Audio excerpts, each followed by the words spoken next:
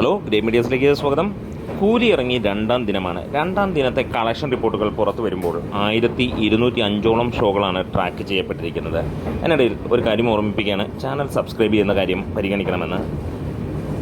1205 ഷോകളിൽ നിന്ന് 1,95,000 മുകളിലുള്ള ആളുകളാണ് ഇന്ന് ഇതുവരെയുള്ള സമയത്ത് ടിക്കറ്റ് ബുക്ക് ചെയ്തിരിക്കുന്നത്. 58% ഒക്യുപ്പൻസി വന്നിരിക്കുന്നത്. 16ഓളം ഹൗസ്ഫുൾ ഷോകളും 64ഓളം ഓൾമോസ്റ്റ് ഹൗസ്ഫുൾ ഷോകളും 285ഓളം ഫാസ്റ്റ് ഫില്ലിംഗ് ഷോകളുമാണ് വന്നിരിക്കുന്നത്. ഇന്ന് ഇതുവരെ വന്നിരിക്കുന്ന കളക്ഷൻ ട്രാക്കേഴ്സ് മുഖാന്തരം 3,22 ലക്ഷം രൂപയാണ്.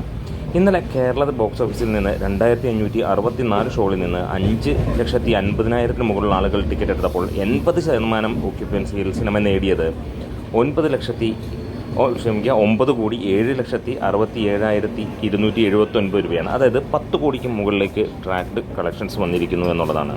രണ്ടാം ദിവസമായ ഇന്ന് ലക്ഷം എന്ന് പറയുമ്പോൾ നമ്മൾ എക്സ്പെക്ട് ചെയ്യുന്നത് 5 കോടിക്ക് മുകളിലാണ്. ഇതുവരെ ട്രാക്കേഴ്സ് മുഖാന്തരം വന്നിരിക്കുന്നത് 12.5 കോടിയോളമാണ് കണക്കുകൾ.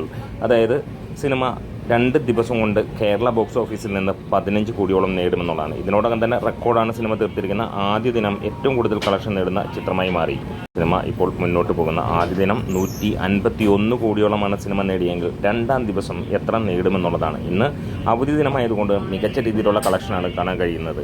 ആയിരിക്കാം, അത് ക്ഷമിക്കണമെന്ന് അഭ്യർത്ഥിക്കുന്നു. എന്താണെങ്കിലും ഈ ഒരു വിവരം നിങ്ങളിലേക്ക് എത്തിക്കാൻ വേണ്ടിയിട്ടാണ് നമ്മൾ അങ്ങനെയും വീഡിയോ ചെയ്യുന്നത്. എന്താണേലും ഒരു കാര്യം ഉറപ്പിക്കുകയാണ്, രജനീകാന്തിൻ്റെ ഈ ഒരു മൂവി 2 ദിനം കൊണ്ട് 250 കോടിയിലേക്ക് കയറുമെന്നുള്ള പ്രതീക്ഷ തന്നെയാണ്. നമ്മുടെ വീഡിയോസ് ഇഷ്ടമായെങ്കിൽ ഒന്ന് സപ്പോർട്ട് ചെയ്ത് തരണം.